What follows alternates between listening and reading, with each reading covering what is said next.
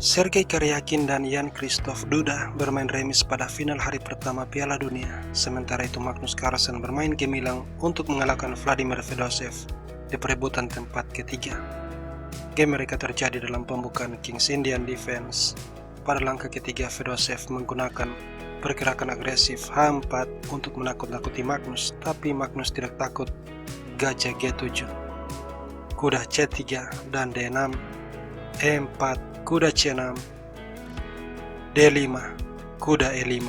Setelah gajah E2, H5, Magnus mencengkeram petak G4, gajah F4, rokade, kuda raja dikembangkan, dan pertukaran kuda skak, pion makan, membuka file G. C6, menteri D2, dengan kemungkinan rokade ke sayap menteri. Pertukaran pion, pion makan, raja ke H7, A4, dan kuda D7, A5, F5, benteng A3, kuda K5.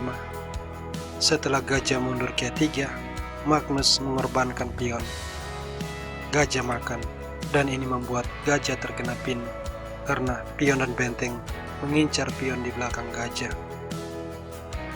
Magnus melanjutkan gajah D7, kuda D1, dan di sini Magnus melakukan pertukaran pengorbanan benteng makan gajah. Tujuan langkah ini adalah setelah menteri makan benteng, gajah menyerang menteri, memaksa menteri mundur ke petak G3, dengan demikian mengasingkan menteri dari sayap menteri, sebab Magnus ingin melakukan serangan di sana. Menteri F8, dan setelah kuda E3, Magnus menaruh gajah di petak F4, kembali menyerang menteri, memaksanya mundur ke petak G2, diikuti benteng C8, bermaksud melakukan skak. Benteng C3, pertukaran benteng, pion makan, menteri menyerang pion, dan pion ke C4. Di sini B5 dimainkan, tapi pion makan en passant. Setelah pion makan, menteri G1 berusaha untuk mengamankan raja. Menteri A8 bersiap melakukan skak, tapi raja segera bergeser untuk melarikan diri. Magnus tidak mengizinkan raja melarikan diri. Dia menaruh menteri di petak A2, menekan gajah, mencegah raja untuk menempatkan diri di petak G2. Jadi kuda G2, menteri skak, kuda menutup skak, dan menteri B2. Di langkah ke-31, Fedosev melakukan kesalahan dengan kuda G2. Magnus kembali melakukan skak, kuda menutup skak, dan menteri D2 semakin mendekatkan menteri. Menteri G2 dan raja G7, benteng G1, raja F8, menteri H1, E6. Pada langkah ke-36, Fedosev menawarkan benteng. Dia menaruh benteng di petak G3, berharap gajah akan makan benteng, karena setelah pion makan, tekanan Magnus praktis berkurang.